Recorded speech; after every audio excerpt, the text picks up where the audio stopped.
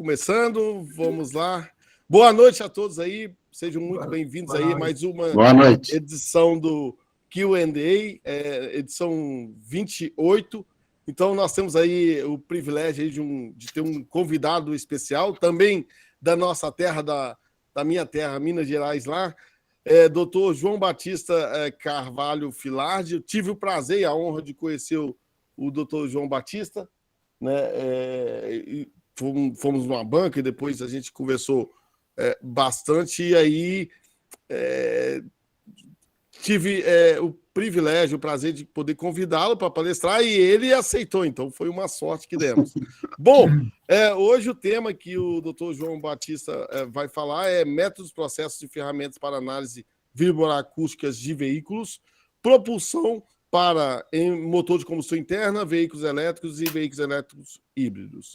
Bom, o doutor João Batista Filardi, ele é doutor em Engenharia Mecânica pela UFMG, mestre em Engenharia Mecânica pela UFSC, mestre em Engenharia Elétrica pela UFMG e engenheiro eletricista pela UFMG. Bom, é professor dos cursos de Engenharia Mecânica da Universidade Tuiuti do Paraná e na Associação Franciscana de Ensino Superior, Ensino Senhor Bom Jesus, FAI, Centro Universitário em Curitiba. Experiência comprovada nessa área desde 2003, como professor de graduação no curso de Engenharia Mecânica e de Produção da PUC Minas Gerais. Então, também conhece algumas pessoas que eu conheço lá. E no curso de Engenharia Mecânica da ETEP, Faculdade São José dos Campos. Ô, professor Sam, é de São José dos Campos também. Beleza. Bom, a gente conversando aqui tem muita experiência, porque trabalhou na Fiat, aí algumas pessoas em comum, pessoas que são super agradáveis, tipo o Mundinho, o Cachorrão, o Lagner, da Fiat. Também trabalhou aí na Renault, né?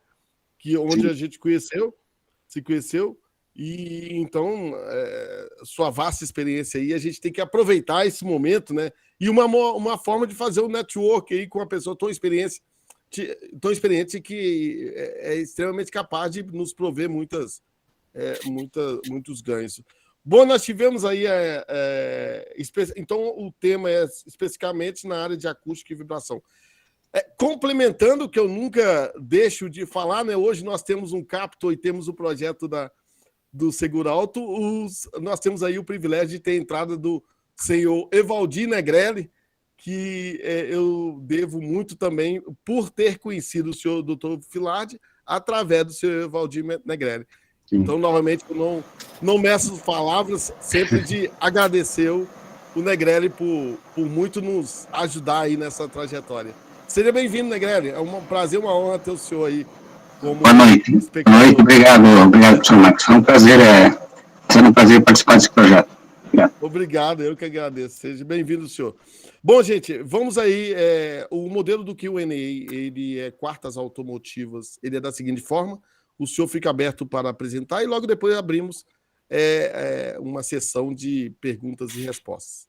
Sejam bem-vindos aí. Passo a palavra para a Janaíne e aí vamos dar início aí. Fique bem-vindo. Seja bem-vindo.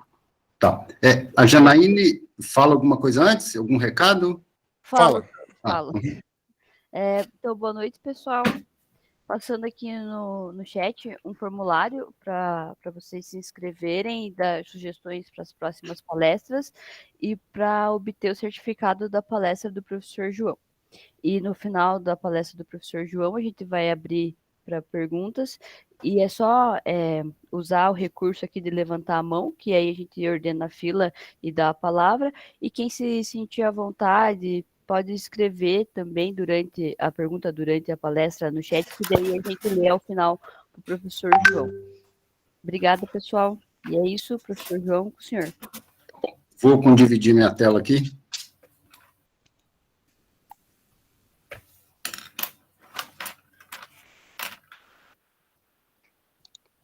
Vocês já estão vendo minha tela? Positivo. Positivo? Bom, então, primeiramente, eu queria agradecer ao professor Max, né, pela oportunidade de estar participando dessa iniciativa tão tão importante, né, dentro do mundo acadêmico, mas que já extrapolou o mundo acadêmico, né? Então, eu como professor, eu tenho muito prazer de estar trazendo também para dentro da universidade, né, um pouquinho da vivência que a gente tem na indústria, né? Eu costumo falar que tão importante quanto o conteúdo que é dado em sala de aula é também aquele conteúdo que os profissionais vivenciam nas indústrias, né? Então, essa sinergia, eu acho que tem que ser incentivada cada vez mais, tá? Então, muito obrigado aí e espero que a palestra contribua nesse sentido. Bom, então, como o professor Marcos havia falado, a palestra se intitula Métodos, Processos e Ferramentas para Análise Vibroacústica de Veículos, considerando propulsão para motores de combustão interna, veículos elétricos e veículos elétricos híbridos. Tá? Bom, aqui tem alguns contatos, tá? Se depois alguém quiser, além da palestra, manter algum tipo de contato, vai ser um prazer. Tá?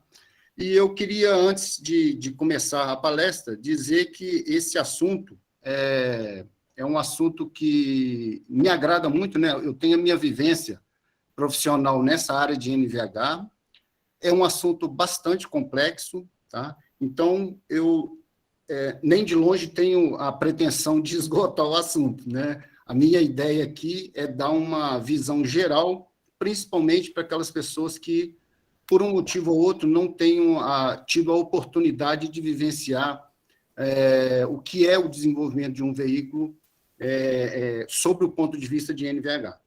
Então, eu preparei aqui 5 tópicos, tá? Onde o primeiro eu faço uma visão bem macro do que seja um desenvolvimento de um novo veículo. Depois eu falo alguns conceitos básicos de NVH, que são aquelas grandezas que os profissionais de NVH trabalham diariamente.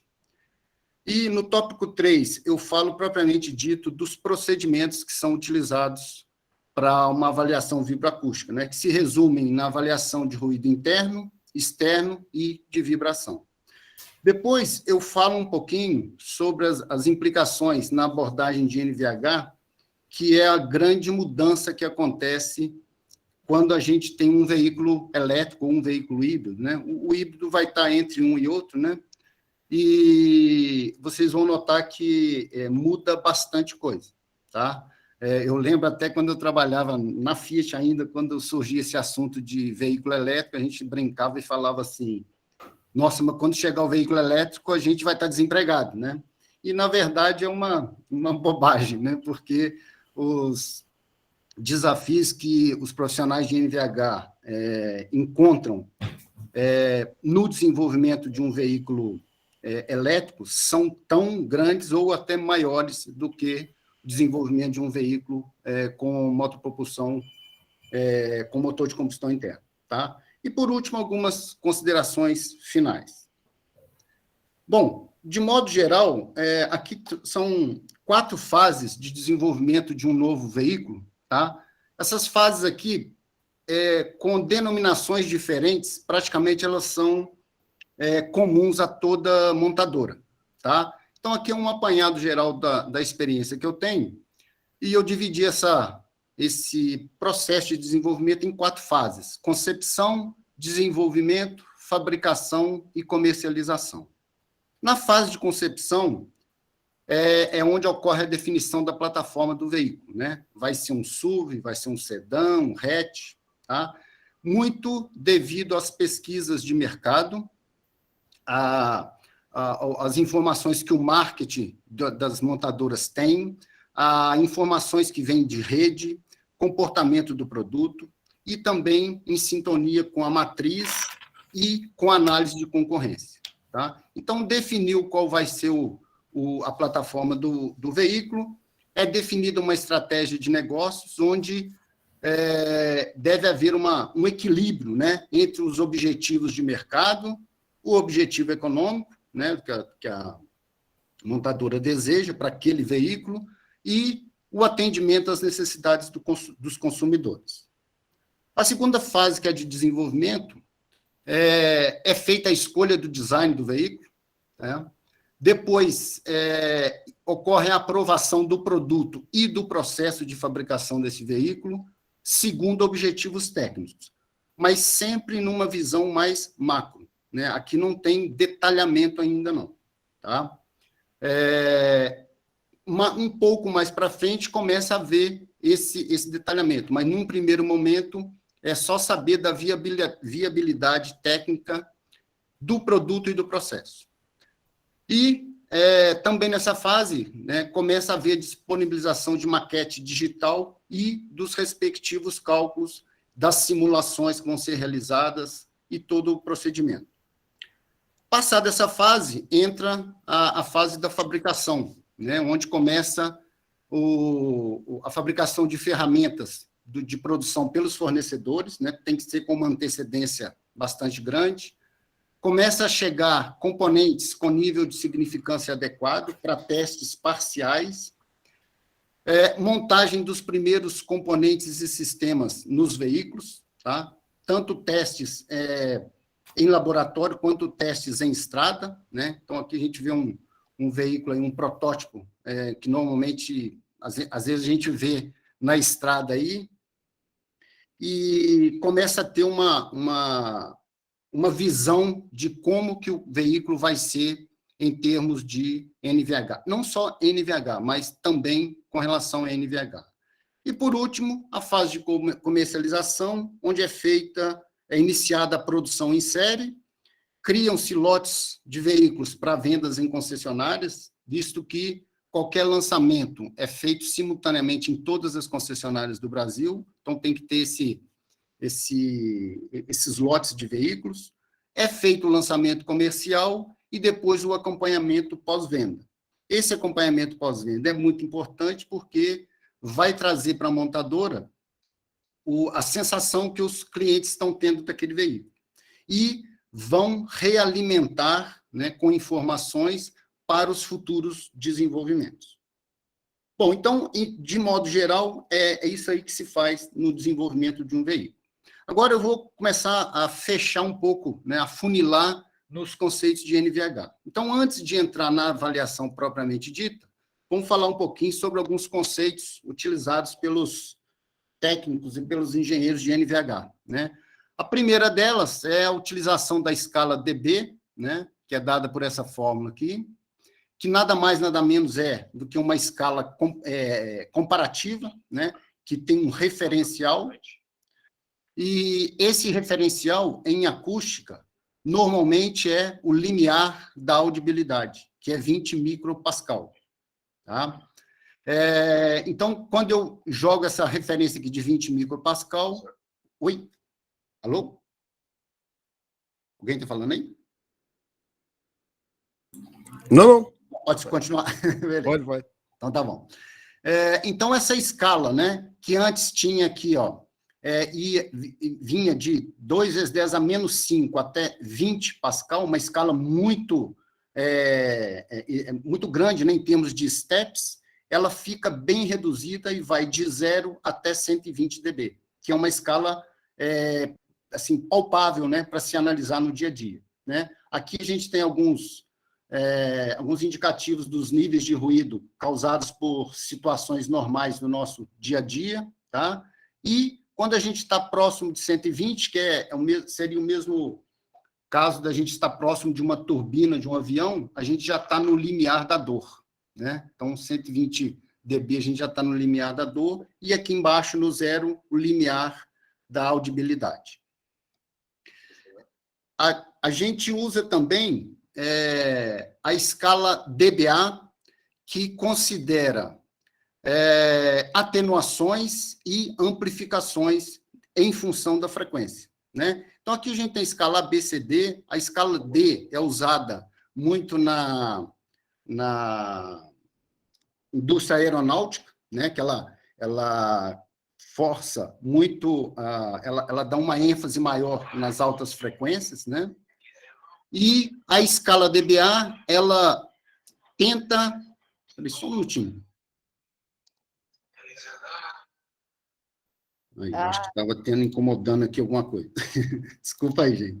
Então, a escala dBA, ela tenta se aproximar da maneira como o ser humano escuta, através dessas atenuações aqui em baixas frequências e uma ligeira amplificação aqui em torno de 1.000 até 5.000 Hz,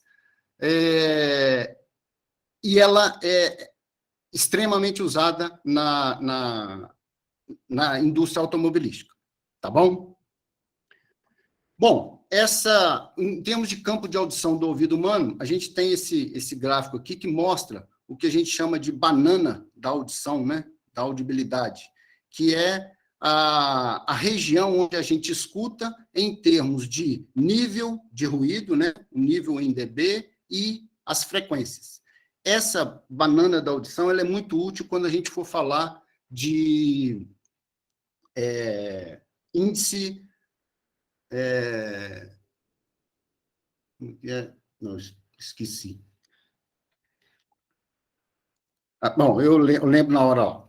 Mas porque o índice de inteligibilidade, e porque ela depende do nível de ruído e da frequência que o ser humano escuta.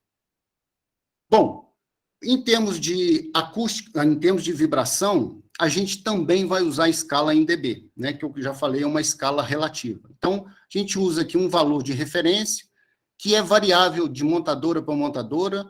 Um valor muito usado é 10 micrometros por segundo ao quadrado, mas existem montadoras também que usam, por exemplo, o valor da gravidade, 10 metros por segundo ao quadrado. Tá? Então, depende do referencial ou do know-how que a empresa queira utilizar. Tá? Aqui também, ó, a gente nota que a escala dela vai de 10 a menos 6 até 10 a 6, então seria 10 a 12, né, em termos de steps, então ficaria muito difícil a gente trabalhar com uma escala dessas. Então, na escala em dB, vai de 0 a 240, e aqui alguns níveis de vibração característicos desses valores. Bom, ao longo dos anos, houve uma evolução muito grande do sistema de aquisição, tanto de ruído e de vibração. Tá? Então, basicamente, de uma maneira mais didática, a gente tem 3 fases. Né? A primeira fase, na década de 80, mais ou menos, era caracterizada pela subjetividade na análise do ruído. Né? Então, eram os técnicos usando a experiência em termos do ouvido mesmo. Né? Depois veio uma segunda fase, que foi uma busca sistemática pela redução dos níveis de ruído. Aqui a gente começou a ter os primeiros analisadores de ruído e vibração, e como a gente começava a medir os níveis de ruído, começou-se uma busca para redução desses níveis de ruído. Isso foi uma coisa extremamente positiva, porém não foi suficiente, porque a gente começou a verificar que precisava buscar a qualidade do som. Né? Muitas das vezes você tem níveis de ruído iguais, porém a sensação auditiva é muito diferente, exatamente devido à composição de frequências. Tá? Então, uma coisa que era considerado um ruído, no outro era considerado um som agradável.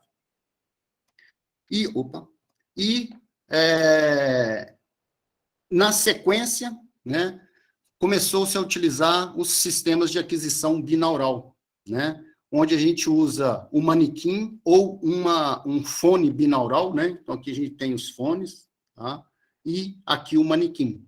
Tá. Esse sistema binaural, ele representa com bastante fidelidade a maneira como o ser humano escuta. Então, a gente tem, por exemplo, a percepção da direcionalidade do som. É possível a gente fazer a filtragem digital do ruído, né? Então, simular situações onde a gente retira determinadas frequências e vê como que fica o nível de ruído. E uma coisa importante dentro da indústria automobilística, que é a memória auditiva para comparação de veículos. Né? Então, é muito comum na indústria automobilística a gente ter uma situação base, propor uma determinada solução, só que essa solução é testada um dia depois, 2 dias depois. E a memória auditiva do ouvido humano é em torno de algumas horas. Né? Então, o risco da gente cometer erros é muito grande. com a utilização desse sistema binaural, eu gravo o meu ruído hoje, posso fazer a modificação que eu quiser, 2 dias depois eu gravo de novo a proposta e escuto as duas, uma logo na sequência da outra. Então, eu consigo recuperar essa memória auditiva e minimizar possíveis enganos nas análises. Bom, junto com o Sound Quality, se utiliza muito também métricas de psicoacústica, né? A gente vai ver que nos veículos elétricos muitas métricas são usadas, né? Por exemplo, Prominence Ratio, Tone to Noise Ratio, essas outras aqui, ó, Harshness, Sharpness, Loudness, todas elas são usadas também em motores de combustão interna, mas ganham um destaque maior agora com os veículos elétricos, né? Porque a faixa de frequência deles é bem mais elevada do que um motor de combustão interno. Então, essas métricas aqui ganham um destaque maior. Vou falar nisso um pouquinho mais para frente. Bom, falando um pouquinho sobre as principais fontes de ruído e vibração num veículo, né? Basicamente, a gente pode dividir em 5 fontes principais. Ruído de admissão do motor, que se caracteriza por baixas frequências. Ruído do motopropulsor, que tem uma faixa ampla de frequências. Ruído dos pneus. Ruído aerodinâmico e ruído de boca de escape. A composição dessas fontes, para a gente ter uma noção, ela vai variar em função da velocidade do veículo, né? Então, a grosso modo, se eu tiver 50 km por hora, a minha grande contribuição é o motor, quase 90%, e 10% de ruído de pneus. Aerodinâmico, nada. Se eu atingir 90 km por hora, eu vou ter um equilíbrio bastante grande entre as fontes, né? 30% motor, 40 pneus e 30 aerodinâmico. E se eu for a 130 km por hora, o meu ruído aerodinâmico passa a ser preponderante, o ruído de pneus é significativo ainda, e o ruído de motor já não tão importante, tá? O que eu quero dizer com esse slide aqui? É que os profissionais de NVH eles têm que estar atentos a todas as condições de utilização de um veículo, né? Vou explicar mais tarde que os tipos de terreno são muito importantes, então a gente tem que ter um veículo que seja agradável em termos de NVH em todos esses tipos de terrenos, varrendo toda a faixa de rotação do veículo e também em toda a faixa de velocidade permitida. Bom, uma vez que o ruído está gerado, né, ou a vibração está gerada, ela vai ter que ser, ela vai se transmitir ao longo do veículo, né, da estrutura ou via aérea, né, que são as duas formas de transmissão do ruído. A via estrutural, as vibrações que são geradas pelo funcionamento do motor são transmitidas por toda a estrutura até atingir o habitáculo do veículo. Então, essa transmissão, embora haja filtragem aqui dos coxins, né, alguma coisa sempre passa, e essa vibração vai ativar, né, vai gerar níveis de ruído no compartimento do veículo, no interior do veículo, tá? E, em termos de vibração, o cliente vai sentir essa vibração no assoalho, né, com os pés, no assento, no volante e no comando câmbio, quando ele for fazer a troca de uma marcha por conta de vibração. Também, em termos de rolagem do veículo, né, a solicitação por parte do atrito entre pneus e piso, mesmo filtrado pela suspensão, excita a estrutura e gera vibrações. Do outro lado, né, via aérea. Então, eu tenho que uma fonte bem definida que radia o ruído, né? Por exemplo, o motor, e transmite para o habitáculo. Ele vai atingir o habitáculo através de algum tipo de fresta que possa haver, ou pela própria transparência acústica da parede frontal. Tá? A excitação que é transmitida, né, de vibração aqui pela estrutura, gera também ruídos que são percebidos pelo condutor e pelos passageiros. E também o ruído produzido tanto pelos pneus, quanto pela excitação do vento e o atrito do ar, vão gerar ruído transmitido via aérea para o interior do orbitáculo. Bom, então, falando um pouquinho da transmissão, né, da faixa de frequência de transmissão, se eu estiver na faixa de 0 a 300, a minha propagação é puramente sólida, né? Então, a gente tem aqui, ó, quase que 100% de transmissão via estrutural.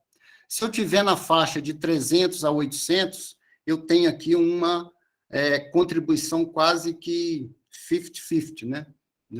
Da transmissão aérea e sólida, né? É talvez a faixa mais ingrata para se trabalhar, porque toda vez que a gente tem problemas nessas faixas, significa que a contribuição, muito provavelmente, tem contribuições aérea e estrutural. Então, não basta atacar uma delas sozinho, tem que atacar as duas. E, acima de 800 Hz, a gente tem uma propagação puramente aérea, e aí o tratamento com materiais fonoabsorventes normalmente dá bons resultados. Bom, como que eu vou tratar esse ruído no interior do habitáculo, né? O ideal é que haja a redução da fonte de ruído, né? Então, quando a gente sai de um motor de combustão interna para um motor elétrico, eu estou reduzindo essa fonte de ruído. Porém, ela ainda vai existir, né?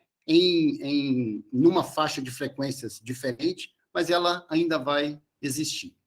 Se eu quiser tratar o ruído transmitido via estrutural, eu posso usar o isolamento mecânico, que é a utilização dos coxins na fixação do motopropulsor e do sistema de escape, ou uma outra forma é a utilização de materiais de amortecimento, né, os famosos IFFs, né, que são placas termofusíveis à base de manta asfáltica, né. Esses materiais aqui, tem uma figurinha delas aqui, eles são bastante eficientes em termos de amortecimento de vibração, tem um inconveniente de serem pesados, né? Então, hoje, já se questiona bastante o uso deles na indústria automobilística por conta da eficiência energética que está sendo cada vez mais cobrada, né?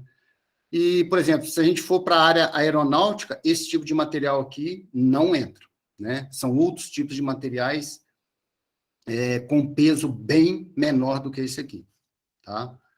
E hoje, na indústria automobilística também, já está indo para essa vertente de reduzir o peso do veículo, reduzindo a utilização desse tipo de material. Ele ainda tem uma grande vantagem, que é o baixo preço comparado a outros tipos de materiais para aumentar o amortecimento. Bom, na transmissão via aérea, eu posso usar materiais fonoisolantes, né, que é uma mistura, são isolamentos que têm uma parte com elevada massa, né, então, fonoisolante, isolante, desculpa, e com uma parte deles com material fonoabsorvente. Daí, ele trabalha com os dois conceitos de redução de ruído. E posso trabalhar também somente com o conceito de absorção, que são mantas têxteis ou espumas que fazem a absorção do ruído. Esses materiais aqui vão no capô do veículo, no piso, no porta-malas, então todos eles têm a função de absorver o ruído. Bom, dada essa primeira visão aí, em termos de conceitos de acústica, vamos diretamente para a avaliação vibroacústica de um veículo. Então, basicamente, a gente tem 3 frentes, né? Que é o ruído interno, vibração e ruído externo. Ruído interno e vibração, a gente vai fazer 2 tipos de análise, subjetiva e objetiva. E no ruído externo, a gente basicamente vai lidar com homologação.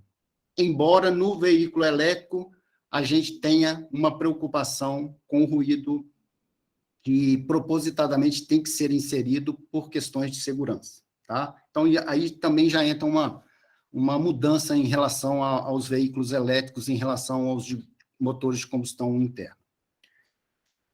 Bom, Como eu tinha comentado antes, né, que os profissionais de NVH precisam testar os veículos em todas as faixas de velocidade, todas as rotações, precisam também avaliar nos diversos tipos de piso, né? Então, a gente tem basicamente aqui 4 tipos, tá? Obviamente que cada montadora tem o seu know-how, tá? Mas, a grosso modo, seria isso aqui. O asfalto liso, onde a gente trabalha com diversas velocidades, né? Velocidades constantes, a gente vai lá e mede o nível de ruído em cada uma delas. Asfalto áspero, com velocidade um pouco mais baixas, né? Porque não tem sentido a gente andar 110 num asfalto tão áspero. Calçamento, também com velocidades mais baixas, mas muito comum no Brasil. E também se faz análise de obstáculo, né? Como que pequenos impactos vão influenciar o conforto vibroacústico do veículo. Normalmente é feito numa velocidade de 20 km por hora, onde na pista existe um obstáculo, uma barra de aço, com meia polegada de altura e 1 polegada de largura.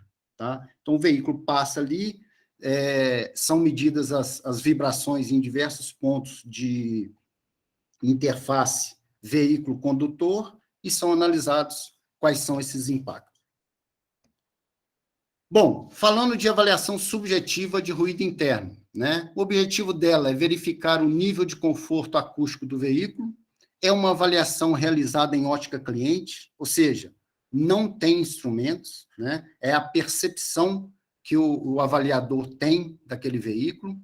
A gente utiliza uma avaliação segundo a escala SAE, da Sociedade Automotiva dos Engenheiros, e é uma avaliação que complementa a avaliação objetiva. Então, a escala SAE é essa que está aqui, né? Normalmente, a gente trabalha nessa faixa aqui, ó, de 7 para cima, né? Já houve uma época que 6 era aceitável, mas hoje, em função da concorrência acirrada que tem, né? Do fato dos clientes estarem cada vez mais exigentes em termos de conforto, praticamente nenhuma montadora aceita níveis abaixo de 7.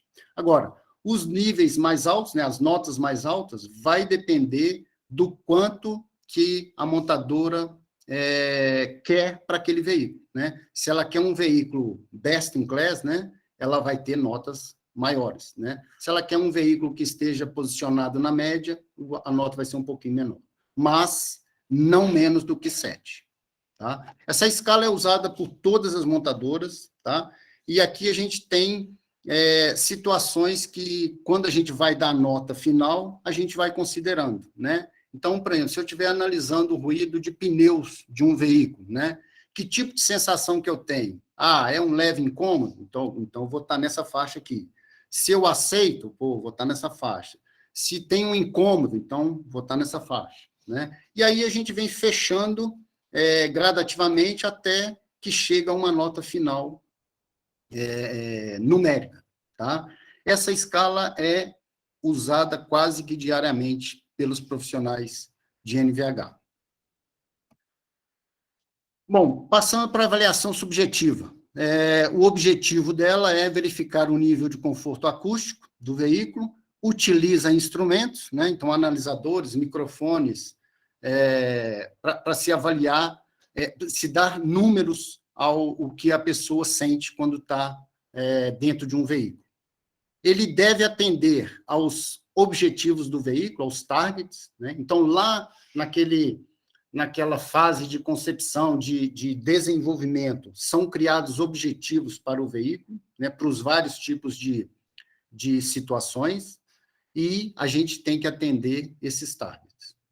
É feita uma comparação com a concorrência também, sempre, né? Sempre se faz uma avaliação com a concorrência, e, do mesmo jeito que eu falei para a avaliação subjetiva, a objetiva é complementar a avaliação subjetiva. As duas devem andar juntas.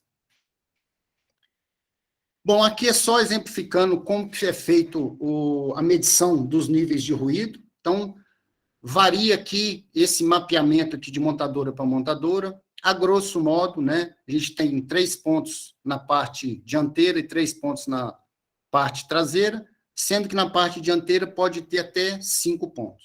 Tá? No dia a dia, nem todos esses pontos são medidos, porque fica muita coisa para se analisar, né? Então, normalmente, se faz uma prova mais reduzida, tá? Mas, por norma interna das montadoras, seria algo em torno disso aqui. E aqui tem uma figurinha mostrando um microfone posicionado próximo do ouvido esquerdo do motorista e um outro aqui próximo do ouvido direito do motorista.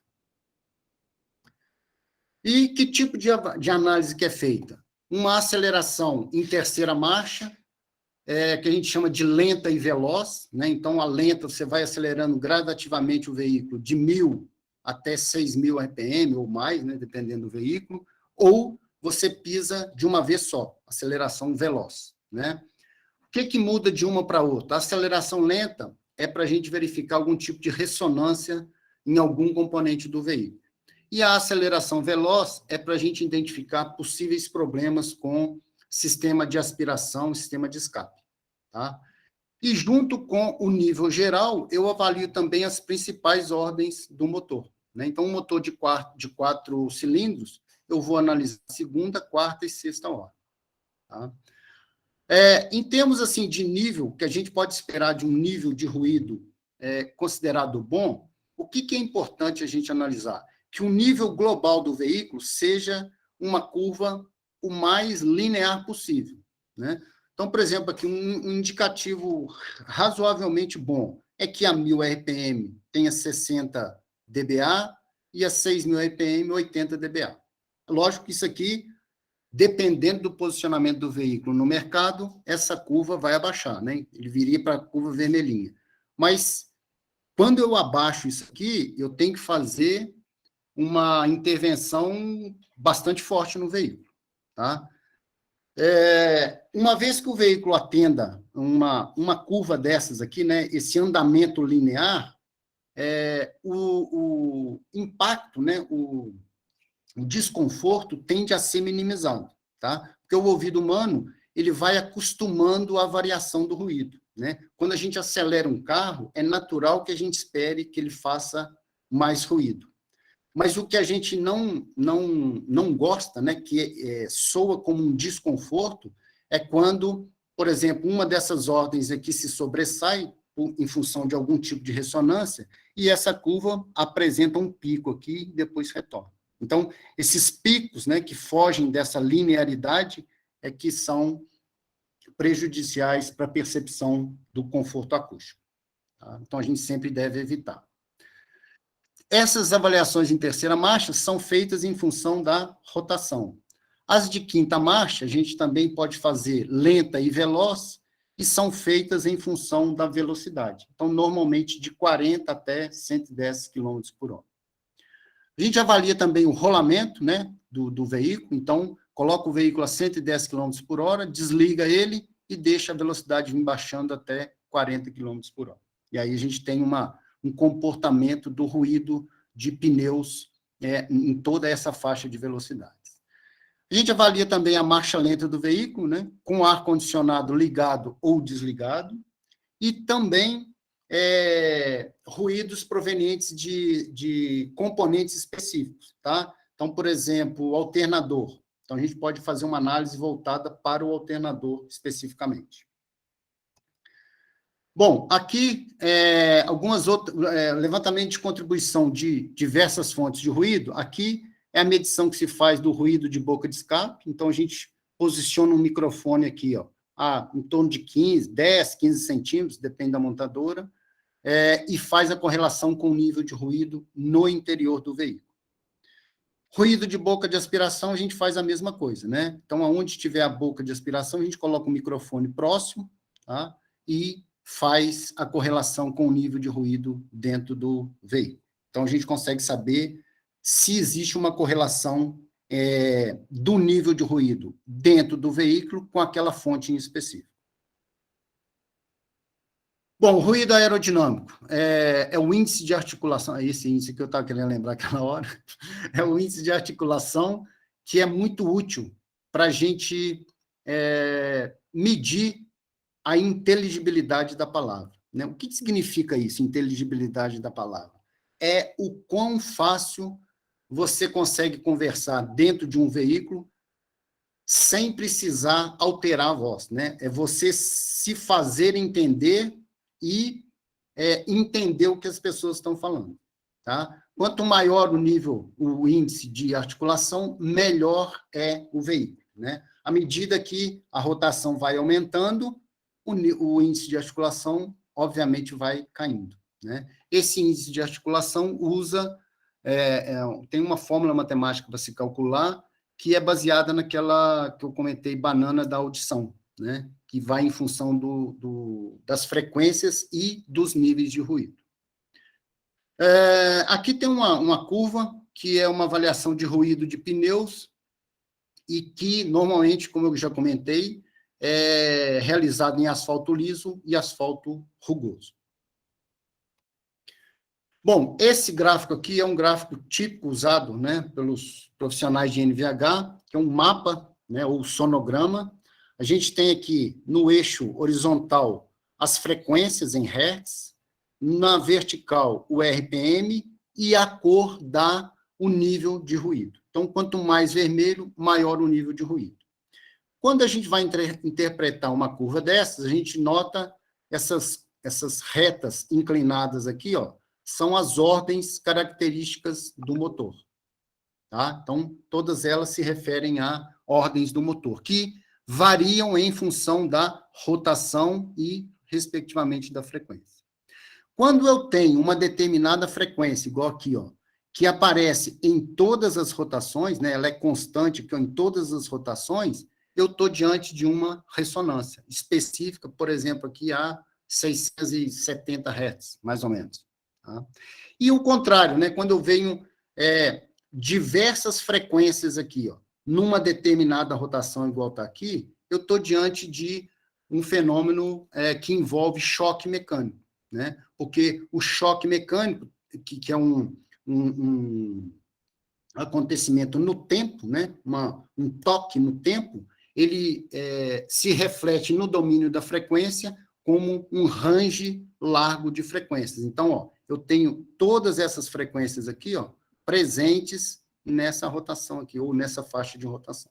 Tá? Então, isso aqui a gente interpreta quase que todo santo dia quando está avaliando um veículo. Bom, outras provas que são feitas, né, ainda dentro de avaliação objetiva.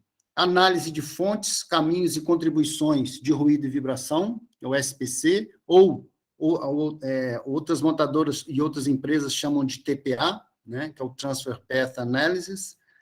Nesse tipo de prova, é um tipo de prova bem demorado, tá? Envolve provas dinâmicas e estáticas. Então, a gente caracteriza o veículo em estrada, né, através dos pontos aqui de audição do motorista, que é o objetivo nosso. Mede alguns pontos próximo de fontes conhecidas do motor, e depois também a gente faz provas estáticas para levantamento da contribuição nos pontos de ataque, por exemplo, de motor, suspensão, sistema de escape. E todos esses levantamentos são depois tratados matematicamente e reconstitui-se a curva de ruído interno, que é comparada com a curva real.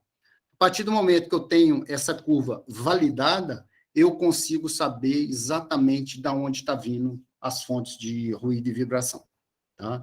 É um teste bastante demorado, que exige expertise de quem faz, né? Então não é uma prova tão simples de ser realizada, mas muito útil.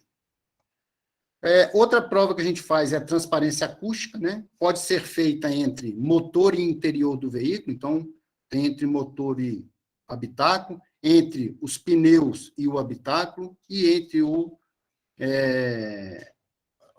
sistema de escape e o habitáculo. Como é que é feita essa prova? Eu uso o conceito de que eu posso inverter, né, a minha posição. Para eu não retirar o motor, eu coloco uma fonte de ruído no interior do veículo, meço o nível de ruído aqui imerso em determinados pontos aqui, próximo do motor, ou próximo do pneu, ou próximo do sistema de escape, dependendo do objetivo que eu estou querendo aqui. Tá? E as medições, né, a relação entre o que está chegando e o que está saindo, tem que atender determinados targets. Tá? Então, é uma prova feita estaticamente, né, tem uma fonte de ruído específica e eu meço microfones, meço o nível de ruído usando microfones, tanto dentro do habitáculo quanto próximo da fonte que eu estiver considerando. Bom, então, em linhas gerais, né, o que a gente faz de ruído interno seria isso aqui, tá? Obviamente que eu fui bem rápido, tá? Porque senão não dá tempo da gente ver tudo, tá? Vamos falar um pouquinho, então, sobre vibração, né? Vibração é objetivo, obviamente, verificar o conforto vibracional de um veículo. Aqui não há limites legislativos.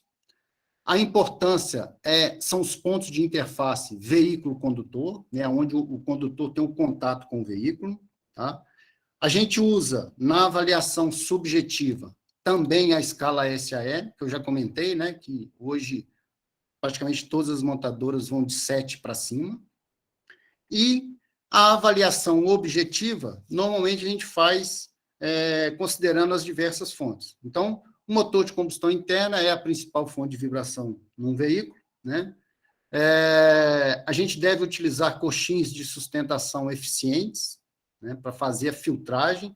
Normalmente existe um objetivo de 20 dB de filtragem, que é padrão para qualquer montadora, né? Então, entre o nível de vibração que eu tenho no lado do motor e o nível de vibração, essa linha cheia, que eu tenho no lado da carroceria, né, esse menos esse, né, eu tenho que ter, em função da rotação, no mínimo 20 dB de diferença. Que aí eu garanto que eu não vou ter grandes problemas de vibração.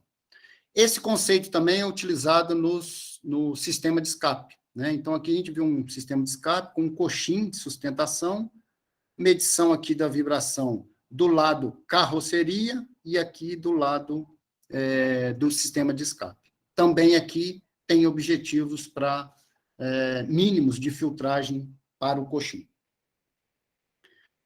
Vibração no volante é extremamente importante, né? Então, normalmente se mede na parte superior e aqui na empunhatura do volante, tá? Que é um ponto de interface que o tempo todo o motorista está em contato, né? Embora agora com o veículo autônomo isso mude um pouco, mas ainda é extremamente importante.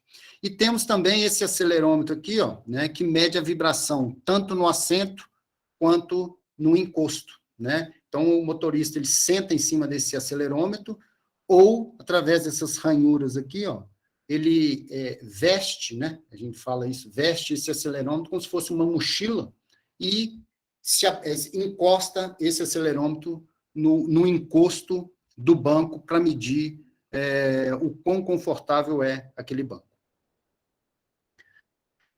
Outra prova que é feita, né? O levantamento de frequência natural de componentes. Então, a gente usa um martelo de impacto ou um shaker, né? Para buscar aquela famosa fórmula, né? Frequência natural é raiz de K sobre M, né? Que normalmente é um pico bem definido aqui na curva, e com a certeza de que é uma ressonância devido à mudança de fase aqui de 180 graus, né? O que garante a gente, que dá certeza para a gente que isso aqui é uma ressonância. Então, isso aqui é feito de forma muito comum também no dia a dia. E, de uma maneira mais global, a análise modal, né? Cujo objetivo é identificar os modos de vibrar de um determinado sistema, normalmente o veículo, né? O body in white, né? A carroceria nua, identificar as respectivas frequências naturais e os fatores de amortecimento da estrutura para essas frequências naturais. Normalmente, existem targets para essas frequências, né? Tanto de flexão quanto de torção do veículo, né? Então, assim, um valor para a gente ter uma ideia. Normalmente, essas frequências são maiores do que 35 Hz. Tá? Que aí a gente evita problemas quando estiver transitando, por exemplo, num calçamento ou num asfalto irregular, né? O input estradal vai até uns 20 Hz, mais ou menos. Então, 35 a gente está com uma folga boa, né? Essas frequências não são tão fáceis de serem atingidas, tá? E hoje em dia, depois eu vou comentar a questão da redução do peso do veículo, né? Que tende a tornar a carroceria um tanto mais flexível, então essas frequências aqui tornam-se um desafio maior ainda. Bom, então, de modo geral, em vibração é isso que a gente faz. Agora eu vou para o ruído externo, tá? Então, basicamente, é atendimento à legislação em vigor, né? Então, a gente não pode correr o risco de não se homologar o veículo, tem que atender os limites de um determinado mercado. Esses limites legislativos, com as normas mais recentes, apresenta uma tendência de valores cada vez mais rígidos, tá? E eu vou mostrar aqui os valores, e são feitas em 2 tipos de avaliação, estática e dinâmica. A avaliação estática é feita uma medição próxima à boca do sistema de escape, então aqui, ó, meio metro, né, numa linha fazendo aqui 45 graus com a linha de saída dos gases, a gente coloca o motor na 3/4 da rotação de potência máxima, desacelera e mede o nível de ruído nesse processo de desaceleração. A média que a gente consegue, a gente acrescenta 3 dB e esse valor é específico para aquele modelo ou para aquela família, tá? E esse valor é obrigatório constar no manual do proprietário. Não sei se vocês já tiveram curiosidade de ler um manual, mas lá, num determinado momento das especificações técnicas, existe uma linha que fala: este veículo está de acordo com o PROCONV e apresenta nível de ruído tantos dBA. Tá? Isso foi criado para fazer inspeção veicular, mas que acabou depois não sendo implementada. Mas a ideia é que todo ano o proprietário levasse o veículo para fazer essa inspeção veicular, iria ser medido esse tipo de ruído e comparado com o que está declarado no manual do proprietário. Caso fosse maior o nível de ruído, faz uma checagem do sistema de escape, por exemplo. Se tiver alguma adulteração, o proprietário paga uma multa, se não, a culpa vai para a montadora. Tá? Mas isso não chegou a ser implementado, pelo menos até hoje não foi. Tá? E aqui é só uma visão de situações que a gente tem dois tipos de saída, né? Tem que medir dos 2 lados. Mas esse aqui é o mais comum. Bom, como eu falei, os níveis de ruído estão só diminuindo. Ó. Hoje já se homologa os carros com 72 dBA, daqui mais alguns anos, e isso é específico para cada mercado, vai ser um nível máximo de 70 e depois 68 dBA. 68 dBA é muito baixo, tá? Muito baixo. É segundo essa norma ECE R5103, tá? Que já está em vigor na Europa, Estados Unidos, nesses lugares, praticamente o mundo inteiro já utiliza. E o Brasil já está homologando também com esses valores aí. 72 dBA é bem tranquilo de se atingir, não se precisa fazer grandes alterações. 70 dBA já deve-se fazer algumas considerações bem importantes no veículo, por exemplo, encapsulamento de motor, utilização de pneus com baixo nível de ruído, tá? E 68 é um caso à parte, daqui a pouco a gente vai falar, porque aí já entra na parte de motores elétricos. Bom, essa nova norma considera todas as fontes de ruído relevantes do veículo. Os futuros limites trarão uma real redução dos níveis de ruído ambiente, né? Então, na hora que a gente estiver com esses níveis aqui, nos grandes centros urbanos, vai com certeza haver uma redução de ruído e ajudado pelo aumento do volume de carros elétricos, né?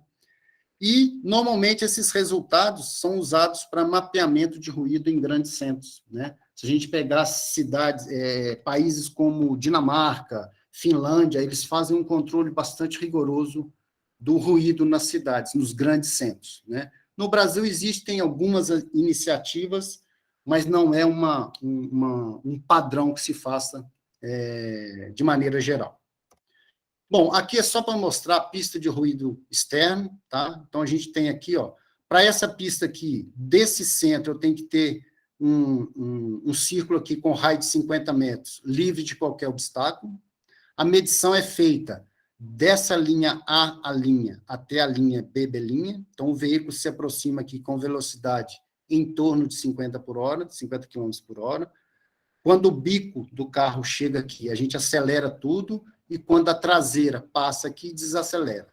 Nesse processo de aceleração e desaceleração, a gente mede os níveis de ruído nesses 2 microfones, que estão situados 7,5 metros de distância dessa linha central e a 1 metro de altura, como está mostrado aqui. 1,20 metro de altura, desculpa. Então, tem um aqui e tem outro do outro lado.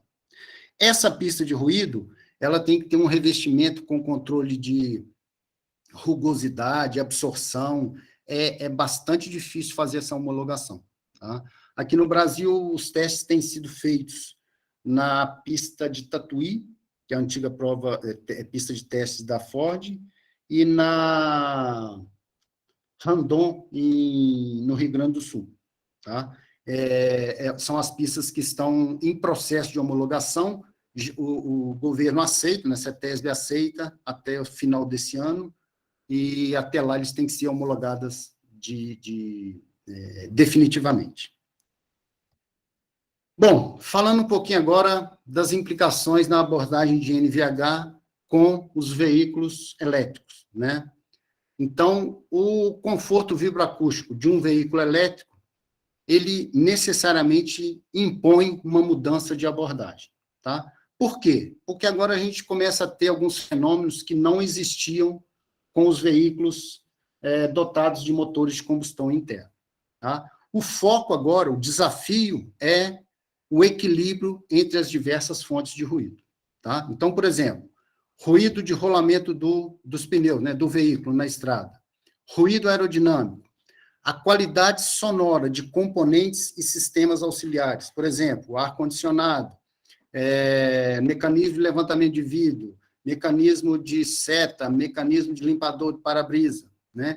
Todos esses componentes passam a ter importância grande, porque eu não tenho mais a fonte que mascarava esses ruídos, que é o motor de combustão interna, né? O motor elétrico é bem mais silencioso do que o motor de combustão interna. Então, a gente começa a perceber muito facilmente o ruído dos pneus, o ruído aerodinâmico. Então, é aquilo que eu comentei de não perder o emprego, né, com o veículo elétrico, porque os desafios são muito grandes. Tá? Em paralelo, né, hoje se busca usar materiais mais leves, né, que é a busca por uma maior eficiência energética. Eu vou comentar um pouquinho isso aí mais na frente. Né? Então, veículos materiais mais leves implicam em espessuras mais leves das chapas, né? Cada caso é um caso, mas, a grosso modo, a gente poderia traduzir assim. E a transparência acústica do veículo fica alterada, né? E uma grande mudança que tem é o ruído exterior, com ruído de passagem e sons de aviso aos pedestres, né? Então, ó, eu antigamente não me preocupava com isso aqui, porque o motor de combustão interna, ele por si só avisa que está chegando, né? Então, alguém que esteja atravessando uma rua mais distraído, percebe que está chegando um veículo com motor de combustão interna pelo barulho que ele faz, pelo ruído que ele faz.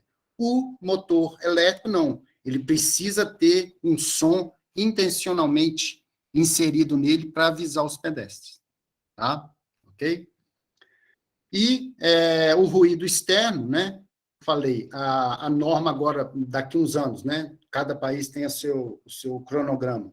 Vai chegar a 68 dBA, então a utilização do veículo elétrico fica bem, vamos dizer, animadora, né? Bom, falando especificamente de ruído de pneus, né?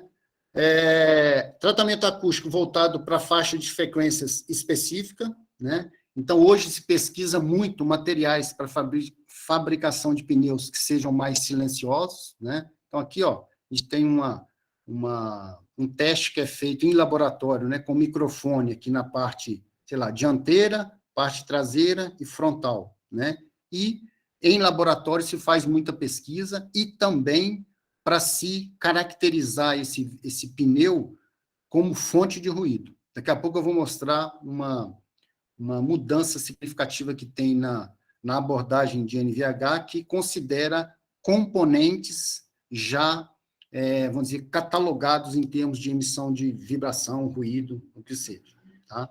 Uma outra coisa também que se estuda muito, a gente não sabe se isso vai para frente ou não, é o fechamento, né, dos passa-rodas, né, que é usado no passado, aí peguei um carro antigo aqui, que era esse fechamento aqui, ó, né, para tentar abafar um pouco o ruído de pneus, né, e junto com esse fechamento, o uso de isolamentos no passa-roda, tá? Obviamente que essa decisão aqui, eu não sei se vai para frente ou não, mas tenho notícia que é uma alternativa que se estuda para ajudar na redução do nível de ruído, de pneus especificamente. Ruído aerodinâmico. Então, ó,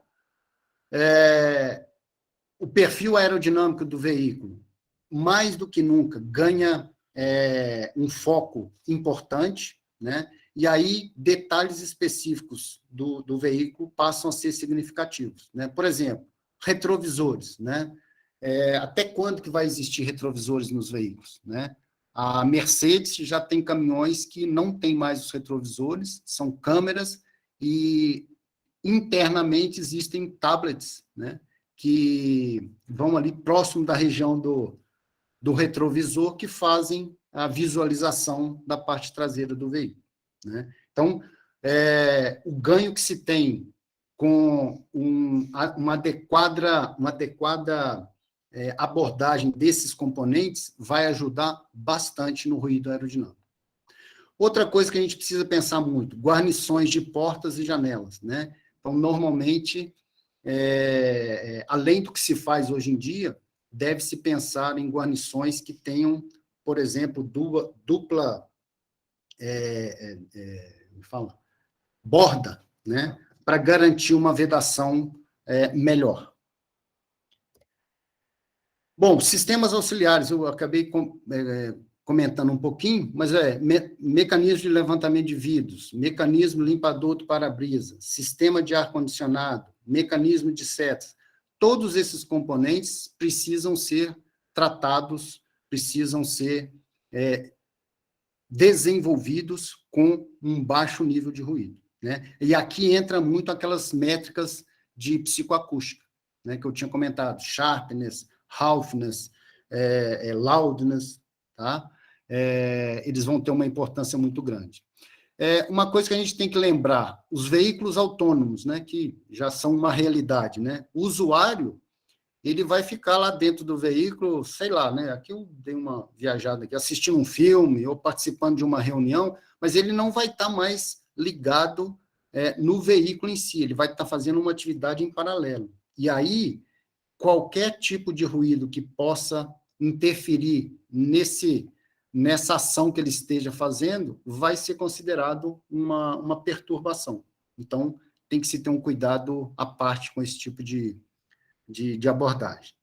E o isolamento do veículo nos ruídos externos, né? Então, precisa ter uma vedação eficiente, né? Um questionamento que se faz muito é dos vidros, né? O vidro, normalmente, é um ponto que eu diria assim, que apresenta uma certa fragilidade, né, em relação ao aço, né? E aí, deveria-se aumentar a espessura do vidro? Poderia ser, só que aumentar a espessura do vidro aumenta a massa do veículo. Então, é uma coisa que o pessoal também pesquisa bastante hoje em dia. Bom, em termos de isolamento acústico, né, eles ganham uma importância grande em função do perfil de frequências mais elevadas que o veículo elétrico apresenta, né? Então, normalmente, as baterias que tomam praticamente o assoalho inteiro do veículo precisam ser refrigeradas, né? E aí tem um ruído de refrigeração dessas baterias, né? Então, normalmente, precisa-se usar um filtro em toda essa área aqui, ou cada caso é um caso, né? Mas precisa ser dada uma atenção especial para esses materiais fonoabsorventes. Bom, falando um pouquinho sobre o ruído eletromagnético, né, o motor elétrico. Então, basicamente, a gente tem 2 grupos, né, ruído eletromagnético. Primeiro grupo, componentes tonais relacionados ao projeto físico do motor elétrico. Aqui entra muito fortemente a simulação, né? Muitas empresas estão investindo muito maciçamente no projeto de motores elétricos com uma abordagem multidisciplinar, né? Então, a eficiência energética, a eficiência eletromagnética, a questão de temperatura, tá? Vibração, ruído. Então, ganha um muito grande esse tipo de ruído. Esse ruído eletromagnético aumenta a frequência linearmente com a velocidade do rotor. Então, depois eu vou mostrar um gráfico aqui que mostra isso bem. E o segundo grupo tem a ver com os componentes tonais de frequência de chaveamento dos inversores, né? Passando de corrente contínua para corrente alternada. Geralmente numa faixa de frequências mais elevada, principalmente relacionada ao processo PWM. Então, esses mapas que a gente está vendo aqui, a gente não trabalhava com eles no motor de combustão interna, né? Esse tipo de ruído aqui, né, de ordem, né, harmônicos positivos, negativos, a gente nem sonhava quando trabalhava com motor de combustão interna. Então, é uma mudança bastante significativa, né? E lembrando que os níveis são mais baixos do que quando eu tinha um motor de combustão interna, né? Aqui, de novo, né, com uma determinada frequência, eu tenho harmônicos positivos e negativos, e por aí vai, né? Então, cada um com a sua origem do problema. Mas o que eu ressalto, a simulação, hoje, é muito importante no desenvolvimento de um veículo. Tá? Quer dizer, sempre foi, né? E vem ganhando ao longo dos anos uma importância muito grande. Mas agora, eu diria, imprescindível se fazer esse tipo de simulação, né? E, normalmente, as montadoras fazem parcerias com as empresas que fornecem esse tipo de serviço. Bom, outra coisa que é importante a gente comentar, os materiais estruturais tendem a ser mais leves, né? Então, por uma questão de redução de peso e de custo, a busca por uma eficiência energética maior, tudo isso influencia diretamente o comportamento de NVH, né? Então, hoje é comum, por exemplo, a gente ter aços de alta resistência, né? Veículos de categoria um pouco mais alta, tipo Audi, BMW, já utilizam comercialmente em alguns pontos, né? Não é o veículo completo, normalmente áreas estruturais, tipo aqui, ó, a longarina, ou essas estruturas aqui das colunas, já se usa aços de alta resistência, tá? Às vezes se pensa que ganhar peso no veículo é só reduzir a espessura do material, mas, na verdade, isso causa uma série de problemas, né? Porque você mexe com... uma análise multidisciplinar. Você interfere no NVH, na resistência do veículo, na sua durabilidade, né? Em todo o seu comportamento. Então, o crash test, né, dependendo de onde for usado. Então, tudo isso tem que ser pensado de maneira interdisciplinar. Bom, então, falando do motor, né, eu falei que a simulação era muito importante, né? Então, qual que é o grande desafio que se tem aqui quando se busca a simulação de um motor elétrico? É obter um equilíbrio entre os objetivos, respeitando as restrições que existem. Então, de modo geral, eu quero uma performance eletromagnética satisfatória, ele tem que ser um motor mais eficiente que eu puder, por questão de autonomia e por aí vai, né? Temperatura, existe um limite para ela, né? Eu tenho que entender qual que é esse limite. Tensões estruturais, né? Falando do motor em si, né? Cada componente do motor precisa ser feita essa análise. Os níveis de vibração e os níveis de ruído. Então, eu tenho que encontrar um ponto ótimo entre isso aqui, né? Entre esses objetivos. E, ao mesmo tempo, eu tenho que obedecer um custo que seja compatível, peso deve ser o menor possível, manter a qualidade, né, desse motor, o tempo de desenvolvimento tem que estar adequado com os objetivos da empresa, e eu ainda tenho que atender o packaging, né, que são, em última análise, né, o espaço que eu tenho disponível para colocar, para instalar o meu motor no veículo.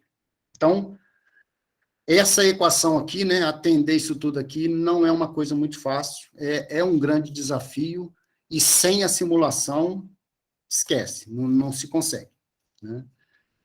Outra coisa também que mudou muito do veículo de motor de combustão interna para o motor elétrico, né? O perfil das frequências agora é mais elevado, né? Em torno de 1 kHz, né? Os coxins de sustentação do motor agora são coxins mais específicos, eles lembram aquelas buchas de sistema de suspensão, né? Então, aqui a gente tem um exemplo, eu tenho um motor, né, com coxins aqui fixado num subframe, e o subframe, por sua vez, fixado na carroceria por esses coxins aqui, né? Então, aqui está, estator, caixa de câmbio, aqui tem um coxinho, aqui outro, e no subframe eu tenho coxins até a carroceria. Tá? Bom, quando a gente fala em desenvolvimento, hoje, se fala muito na questão, né, no desenvolvimento do protótipo zero, né? Ou seja, se fazer tudo virtualmente, né? Normalmente, isso é uma realidade já, as montadoras estão correndo atrás disso, né? Eu, como uma pessoa de experiência na área experimental, eu acho que vai haver um avanço muito grande nisso, mas o 0,0 mesmo, eu ainda tenho dúvida. Eu acho que sempre vai ter que ter um protótipo, tá? Na minha opinião. Mas não posso cravar também, não. As coisas evoluem muito rapidamente. Bom, mas o que a gente tem aqui para entender? Eu tenho o início do projeto e tenho o meu objetivo final, que é fabricar, desenvolver um veículo, né? Seja elétrico, seja combustão interna, o que for. E tenho um tempo para fazer isso. Normalmente, o que se fazia? Eu tinha um teste, né, com um protótipo real, ou vários protótipos, né, reais, que possuem um custo elevado, né? Construir um protótipo é um dos custos mais elevados que a gente tem no desenvolvimento de um veículo, né? O que se tenta fazer? Trazer esses... o que acontece aqui também? Quando eu testo esse protótipo, ele já está muito próximo do lançamento do veículo. Então, às vezes, eu não tenho tempo de reação. Então, o que se procura é trazer esses protótipos para uma fase mais anterior às que se fazia atualmente, né? Então, eu garanto aqui o quê? Um maior tempo de reação se eu detecto algum tipo de problema. E reduz o custo também para as modificações, porque quanto mais próximo eu tiver aqui do projeto, menor custa as minhas modificações, né? Uma vez que o projeto já esteja pronto, já tem ferramental desenvolvido, fazer algum tipo de alteração é caríssimo, né? Então, a tendência é que isso venha cada vez mais para o início do projeto. Mas o que acontece? Quando eu chego num determinado ponto, eu não consigo fazer um protótipo físico, porque eu preciso de um tempo para desenvolver esse protótipo físico, né? E aí entra o quê? Um protótipo virtual, né? Entra a simulação e a predição dos níveis de ruído de maneira virtual, tá?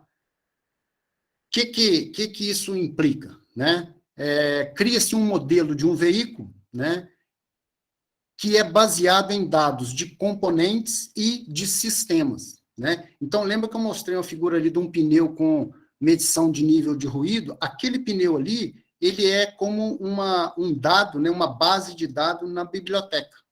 Então, quando eu pegar aquele pneu e julgar no protótipo virtual desse veículo, eu vou saber qual que é a contribuição dele para os níveis de ruído dentro do veículo, né? Esses inputs desses componentes, né, precisam ser conhecidos e o mais confiáveis possível, né? E eu consigo, dessa forma, realizar um TPA, né, que é a análise dos caminhos de transferência de ruído e vibração, sem a necessidade daqueles experts, né, para fazer aquelas provas longas que eu comentei, né? Eu faço isso tudo aqui virtualmente. Então, o que se faz?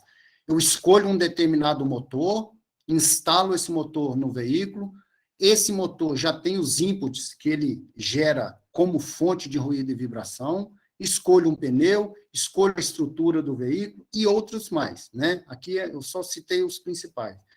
E a partir dessas escolhas, com esses inputs, eu consigo fazer a predição dos níveis de NVH com antecedência e com baixo custo, né? Então, isso é uma tendência forte hoje na indústria automobilística e, normalmente, isso é feito muito em parceria com as empresas de simulação, com empresas que desenvolvem sistemas de aquisição de dados em geral. Bom, então, assim, só complementar. Isso aqui é uma mudança muito significativa em termos de custo de desenvolvimento de um veículo. É custo e tempo, né? Então, impacta diretamente. Bom, uma alteração também que a gente nota no veículo elétrico é a questão do ruído externo, que é obrigado a ser inserido no veículo, né, que é o VSP, ou existem as duas denominações, o AVAS, né, que é aquele ruído que vai alertar o transeunte quanto à aproximação do veículo elétrico, né? Ele é colocado como uma segurança para pedestres e pessoas com deficiência auditiva, né? Nos Estados Unidos, existem regras que permitem que os motoristas possam escolher seus próprios sons de veículos, tá? Então, você gostou de uma buzina lá, você coloca do jeito que você quiser, né?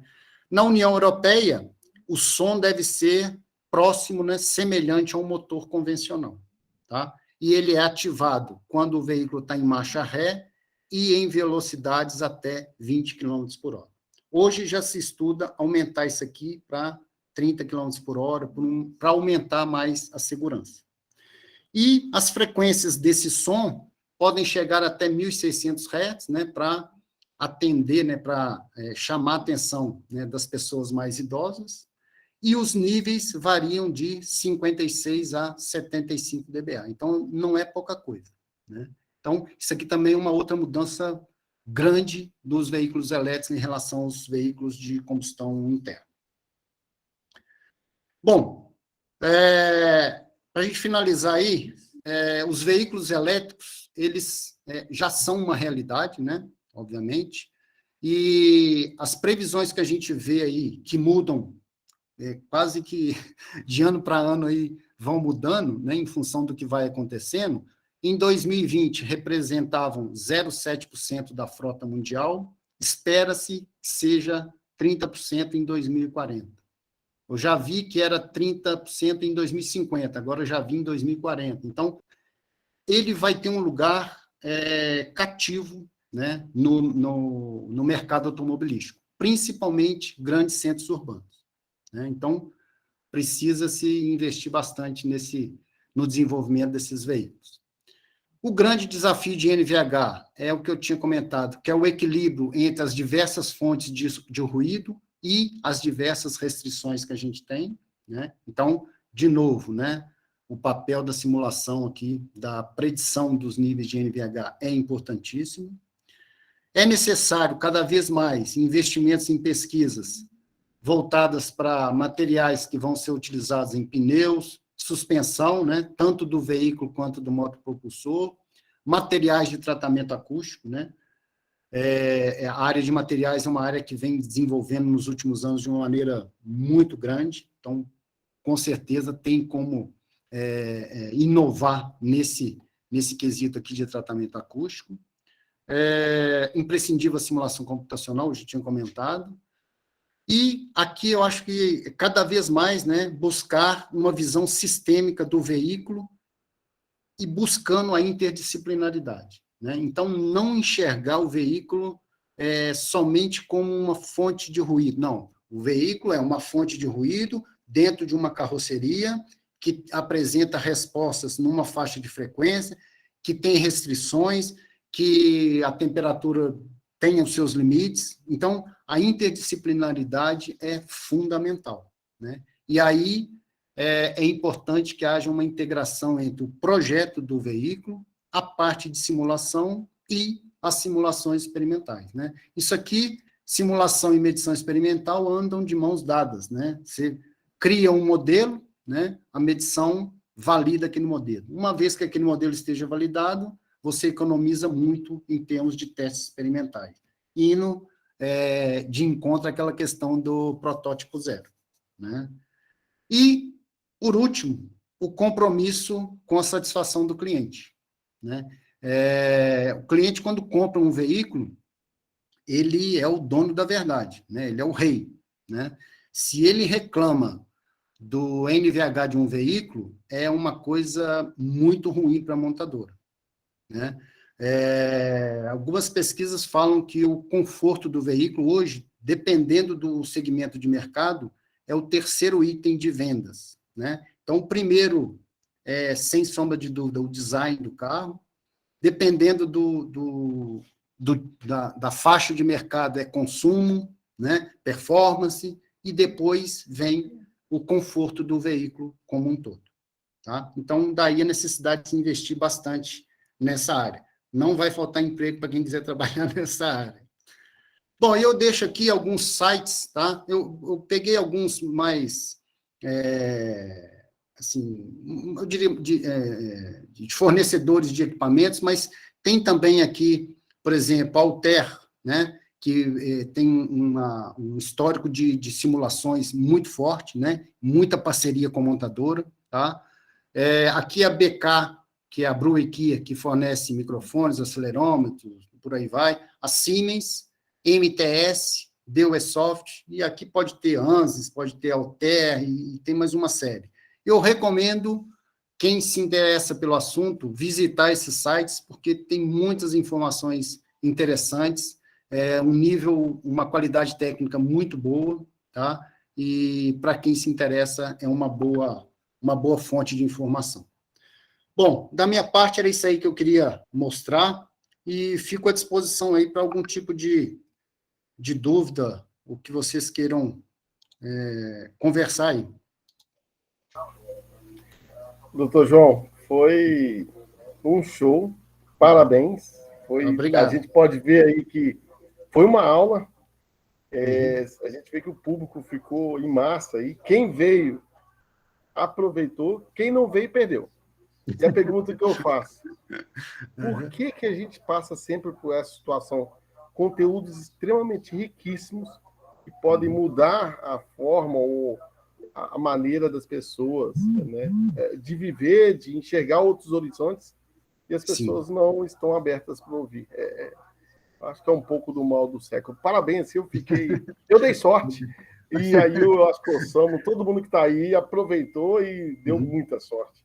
Muito beleza, obrigado aí, clareou muita coisa, e muita coisa de um aluno que está lá na Alemanha, né, o Celso, que trabalha com NVH. Então, o senhor conseguiu, assim, poxa, não tem nem como agradecer. E, novamente, aí, foi por causa do Evaldir, né? Bom, eu vou abrir aí, então, agora. Parabéns mesmo, novamente. Tá bom, obrigado. Fantástico. Eu vou assistir de novo, porque tem algumas coisas ali os sensores, como eu dou aula de instrumentação, então tem muitos sensores que são utilizados.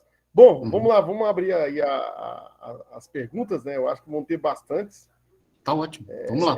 Podemos abrir primeiro. O Helder, fique à vontade, depois o Matheus. E aí, Jane, pode gerenciar para nós. Não, primeiro aqui, então. Primeiro a gente vai passar a palavra para o Helder, tá bom? Helder, fique à vontade. Boa noite a todos. Boa noite, doutor, né? Boa noite. Eu queria saber a questão de veículo comercial quanto à acústica. Passou um trem quando o senhor estava falando, apresentando a palestra, e me atrapalhou também. Eu moro 3, 4 quadros do trilho do trem aqui, tem um barulho ensurdecedor. Eu só queria saber a opinião do senhor. Você diz para veículos comerciais? Isso, caminhão, quanto à acústica, como um trem passando aqui, cruzando Curitiba. Qual a opinião do senhor? Tá. Os veículos comerciais, eles têm recebido, nos últimos anos, uma atenção tão grande quanto os veículos de passageiro, tá? Eu não sou muito da área, por exemplo, de caminhão, de ônibus, não, porque é um outro universo, tá? Mas o que a gente sabe, assim, conversando com técnicos, né, com engenheiros que trabalham nessas montadoras, é que o investimento é muito forte e eles têm uma preocupação muito grande de garantir um conforto vibroacústico satisfatório, porque, por exemplo, se a gente considera um caminhão ou um ônibus, o motorista passa muito tempo dentro de um veículo daquele, né? Então, hoje, passou a ser um item que, além do conforto, implica na segurança do condutor e dos passageiros, né? Porque o cansaço que gera quando a gente tem níveis de ruído elevado ou níveis de vibração elevado, são decisivos para a pessoa, por exemplo, se cansar mais facilmente e, eventualmente, até dormir no volante e poder até causar um acidente. Tá? Então, a mesma preocupação que se tem nos veículos de passageiro, a gente encontra também nos veículos comerciais. Tá? Eu vou um pouquinho mais além. A parte de veículos agrícolas, né? Que no agronegócio aí que o Brasil se destaca bastante. Uma cabine de um trator ou de uma máquina colheitadeira hoje tem um conforto assim que a gente não acredita. É ar-condicionado, nível de ruído baixíssimo, porque o cara fica ali muitas horas por dia fazendo o trabalho dele. Tá? Eu não sei se eu respondi a sua pergunta. Respondeu sim, obrigado. Era só okay. uma opinião do senhor. Ok. Muito obrigado, parabéns pela palestra. Tá ok, obrigado. Agora o Gabriel Lima com a palavra. Oi, professor, boa noite. Opa, tudo bom, Gabriel? Beleza? Eu queria saber, basicamente, se teria como, considerando aí que a vibração vem, até onde eu interpreto, até onde eu sei da vibração do ar, teria como a gente obter alguma informação relevante no contexto da acústica, por meio de simulador de fluido, a gente informando ao simulador que se trata do ar? Ou qual seria, então, uma boa forma de diferenciar a simulação do fluido do ar e a simulação da vibração? Tá.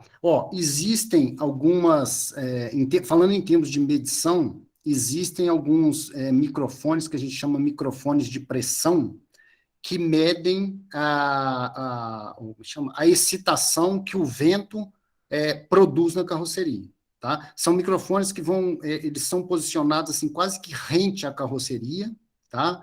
É uma constituição especial, né? Assim, um princípio de funcionamento específico para esse tipo de aplicação, e ele consegue dar uma ideia do quanto que o ruído aerodinâmico está contribuindo para o nível de ruído do veículo. Tá? Entendi. E assim, na parte de simulação, assim, eu não, como é que eu vou dizer? Pode ser que eu esteja falando besteira aqui, tá? Ok? Mas, assim, eu vejo que a simulação evoluiu bastante e que ela consegue fazer esse tipo de simulação, né? O QFD é muito poderoso, cara, muito poderoso mesmo, tá? Sim, entendi, professor. Obrigado. Falou.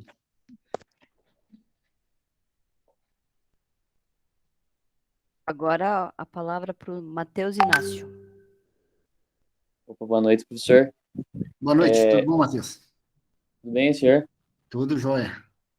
Eu tenho uma dúvida, porque eu cheguei a fazer, né, porque eu participei de um projeto chamado BAJA, não sei se o senhor já ouviu falar, da faculdade. Sim. Uma coisa que eu tentei fazer é colocar acelerômetros em alguns pontos do carro para fazer aquisição de dados. Inclusive, uma coisa que eu vou tentar fazer de novo agora no projeto que eu estou fazendo com o professor Max. E eu tive alguns problemas, que nem o senhor falou, porque quando você coloca o acelerômetro, por exemplo, para ver deslocamento de suspensão, eu queria ver, tipo, não só o deslocamento, como a aceleração e a vibração da amplitude, enfim, todos os dados que eu precisaria para dimensionar a suspensão. Ok. E um problema que eu tive é porque, que nem o senhor comentou exatamente o problema, é que tem uma gama de vibrações muito grande que o carro é sujeito.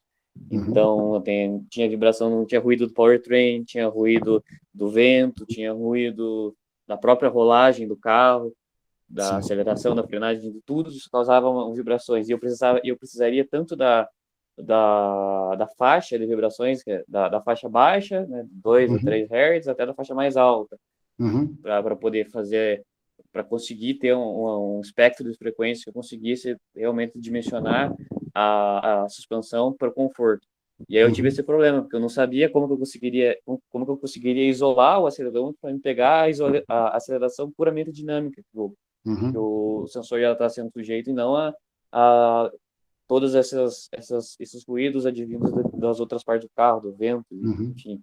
Eu queria saber se o senhor teria alguma ideia de como que eu poderia instrumentar um veículo de modo a pegar essa aceleração pura. Eu te indicaria, não sei se você chegou a fazer isso, mas seria fazer um mapeamento em diversos pontos do veículo, tá? O que acontece? Quando eu não sei também a quantidade de acelerômetros que você tem, mas o que você poderia fazer se você tem poucos acelerômetros, você faz provas o mais repetidas possível, tá? E mudando o acelerômetro de lugar. Então, você colocar acelerômetros nos pontos de ataque do motor, por exemplo, na carroceria. Então, você vai ter ali uma contribuição mais fortemente do motor, tá? Pela proximidade do acelerômetro. Depois você coloca acelerômetros próximo dos pontos de ataque da suspensão. Vai chegar também vibração do motor, certo? Mas pela proximidade do acelerômetro no ponto de ataque da suspensão, você consegue ter uma ideia do que está chegando pela suspensão, tá? Então, você teria que fazer um mapeamento e depois comparar essas curvas, tá? Isso que eu estou te falando, normalmente a gente faz com relação ao ruído, quando você coloca, por exemplo, o ruído na boca de aspiração, ou o microfone na boca de aspiração, ou na boca de escape, e um microfone dentro do veículo, tá? Quando você compara os dois assim, em faixas de rotação iguais, você consegue ter uma noção se está havendo interferência de um no outro, tá? Então, essa seria a dica que eu te daria para você tentar separar as duas fontes. Entendi. Muito interessante. É uma ideia, eu não tinha parado para pensar nisso, fazer uma redundância para tentar ver. É bem legal. Exatamente. Aí, se precisar de ajuda, me chama. Opa, acho que vou precisar mesmo. Tem mais uma, então, agora que eu pensei. Essa abordagem daria para fazer com manutenção preditiva também, que uma das coisas que a gente também pensou em fazer na época é tentar, porque era difícil a gente abrir a caixa de transmissão do Baja. Aí a gente queria tentar colocar um acelerômetro para tentar inspecionar se tinha trinca nas engrenagens, nos mancais, afins. Então daria para fazer isso também. Sim, com certeza. Com certeza. Nossa, bem interessante. Muito obrigado, professor. Falou nada. Agora o Roger Lima.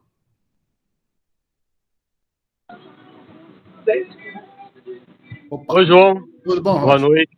Boa noite. Estou voltando aí. Na verdade, não é nem um questionamento, nada que eu tenho para fazer, é mais um elogio, tá? Da minha parte para ti.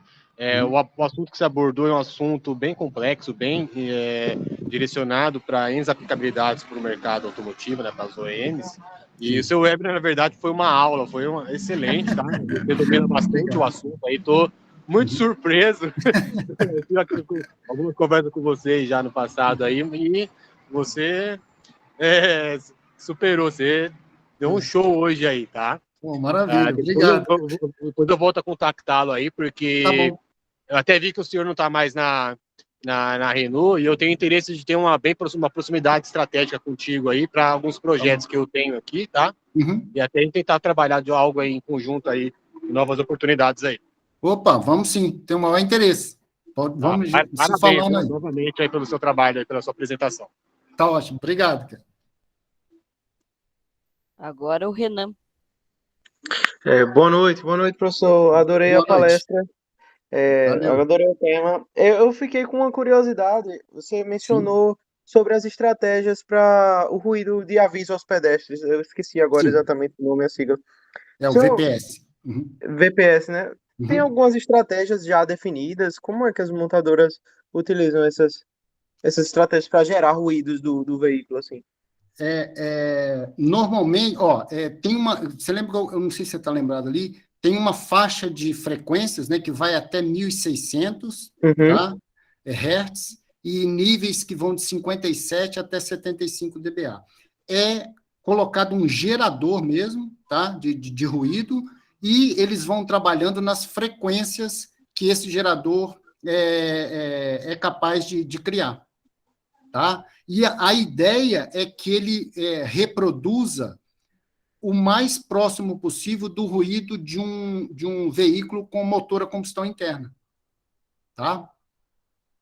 Tá, muito bacana. Eu respondi sua dúvida. Respondeu, exatamente. É um gerador mesmo, né? Sim. Caraca. De volta ao barulho, né? Sim. Assim, como é que a gente fala? A gente costuma brincar muito que é contraproducente, né? Que a gente trabalha para reduzir o ruído, agora está inserindo o ruído no veículo. Ficou uma situação meio constrangedora para a gente, mas extremamente necessária, né? Muito legal saber, viu? Tá jóia. Obrigado, viu?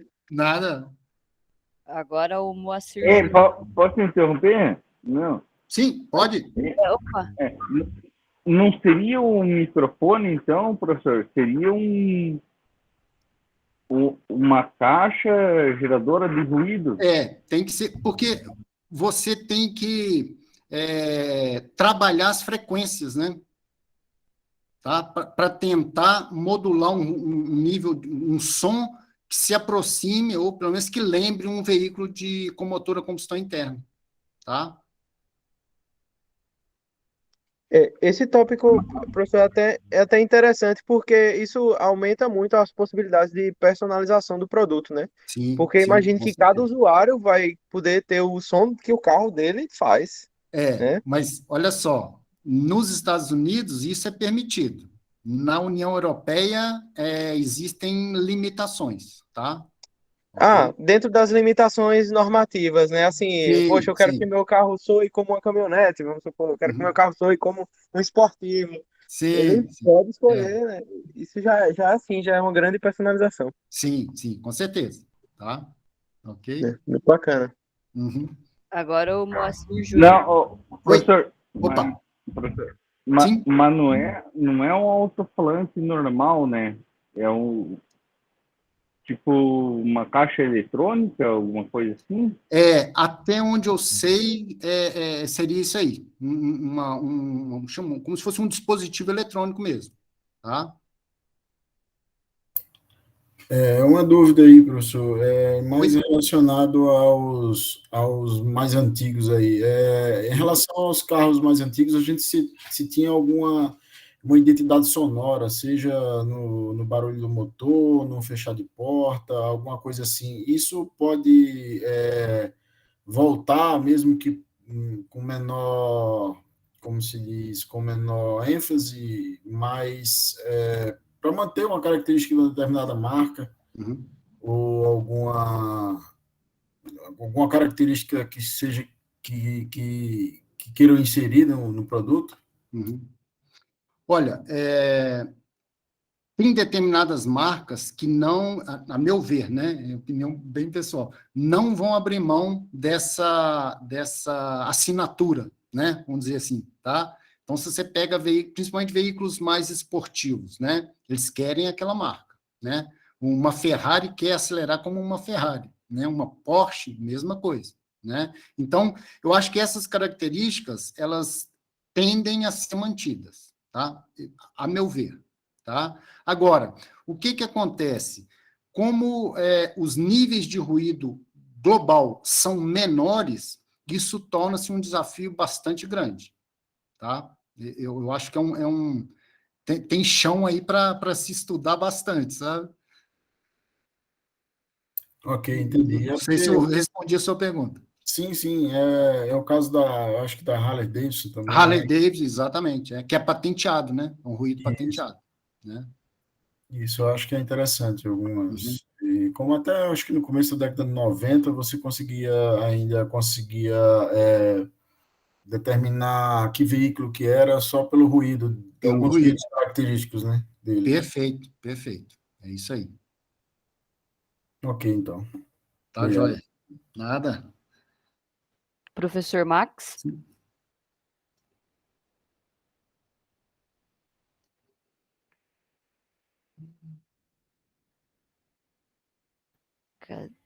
Professor Às vezes Max? está com o microfone fechado. Pois é, sempre.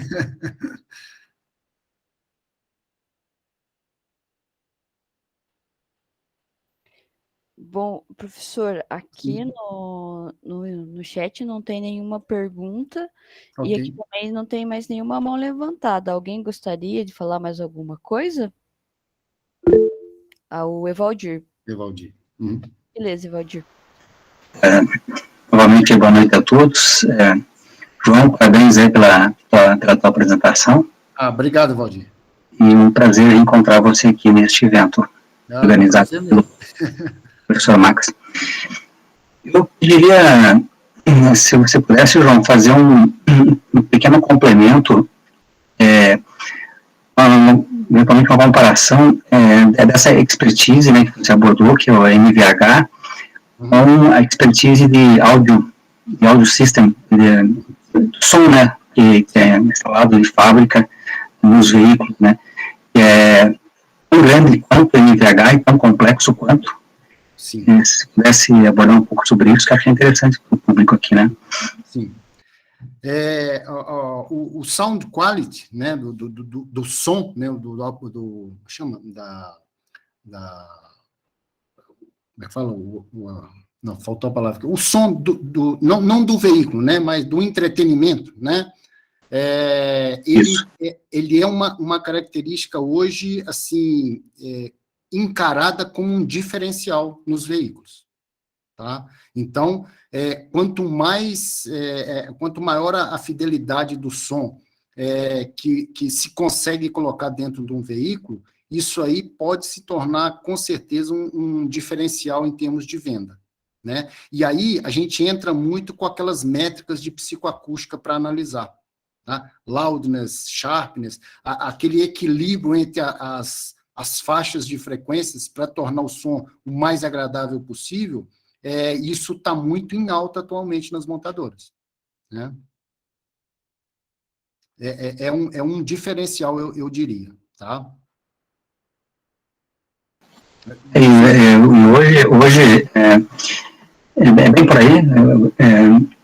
Complementaria ainda que antigamente a concepção do veículo levava muito pouco em conta o MVH, como você mostrou na introdução, né? Também a parte de áudio do veículo, né? E hoje, desde as fases mais primárias aí do desenvolvimento, se considera já aspectos buscando otimização da implantação dos sistemas de áudio, né? Sim. Toda a parte de volumetria, a parte de materiais, as reflexões, isso, absorções, reflexões, tudo isso já é previsto de maneira a otimizar o projeto na hora da aplicação. Perfeito. E interfere diretamente, porque a gente viveu, assim, ao longo dos últimos anos, uma fase que a gente chama de plastificação, né? Então, aqueles acabamentos que antes eram um tecido, uma boa parte deles se tornou plástico, né? Por questão de custos, né? Bom, não vem ao caso o porquê, né? Mas esse tipo de adoção de plástico, ele torna o ambiente dentro do veículo muito mais reverberante. Então, ele altera significativamente a percepção por parte do cliente da qualidade do som, né? Tanto que tem muitas montadoras que estão dando um passinho atrás, retirando um pouco de plástico, exatamente para dar uma qualidade melhor na escuta do som, tá? Ok, obrigado, professor.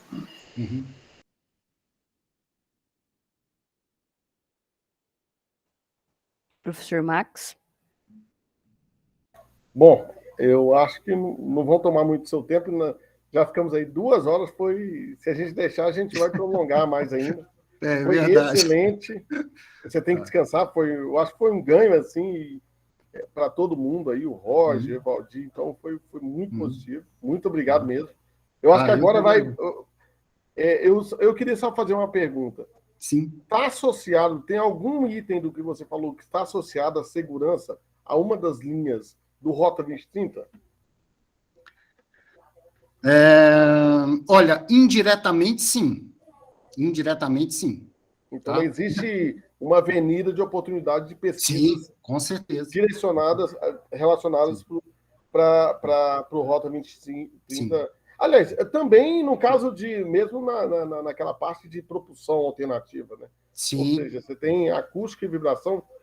O que falta também é a gente ter gente que enxergue isso com olhos mais de lupa, sistêmico, né? Perfeito. Mas olha só, quando a gente fala em redução de peso, né, afeta diretamente a NVH, né? Então, tem que ter uma sinergia grande entre essas áreas, né? Senão você ganha para um lado e perde para o outro, né? Então, não é legal para a montadora, né? E o grande recado é o seguinte, né? Não adianta você ter novos materiais, colocar modos eletrônicos, mas também sempre tem aí um trade-off aí da vibração e acústica. Sim. Então, não é uma coisa totalmente linear. E aí a gente vê o nível de complexidade de um sistema automotivo, né? Perfeito. Vamos fazer um novo modelo ano que vem, modo aí, mas, obviamente, você não leva aquele carry-over de forma linear, né? Você traz ainda um monte de trade-off. Perfeito. É isso aí mesmo. Acho que você fechou tudo, fechou bem a análise. Eu sou solidário, eu sou um curioso de outras áreas, né? Sim. Então não posso atestar que... Mas eu sou muito solidário a isso. Eu acho que falta um pouco da cordialidade, paciência, interesse. Sim. E depende de qual idade ou qual nível das pessoas estarem abertas a escutar e poder... Pode dar um mindset diferente na cabeça da pessoa, né? Sim, com certeza. Testes e novos produtos, novas soluções. Mas obrigado, eu gostaria que todos pudessem... Muito obrigado de novo, doutor João Batista. Não, eu que agradeço a oportunidade. Excelente. Gostaria de que pudéssemos abrir as câmeras para a gente tirar uma foto de forma cordial aí. E, opa, o Helder é sempre ativo e sempre apreciando. O Laércio, a gente nem... Não podemos falar aí do Laércio aí, sempre o Laércio está sempre nos ajudando. Depois até eu gostaria de convidar o Laércio a palestrar, né? Principalmente que eu acho que tem alguns temas extremamente interessantes que ele trabalha. Eu gostaria muito aí de expandir o nosso... todos abrindo? Dá para se cansar, hein? Lucas, Renan, tá de barba, hein, Renan? Professor. Tudo bem.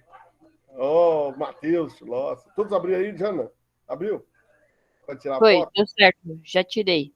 E a sua também? Hoje eu tô sem câmera, professor. Então tá. Beleza, então. Foi muito bom, muito obrigado. Eu vou parar a minha gravação. Obrigado aí, Chulossa, também. Tá ótimo, então. Com certeza.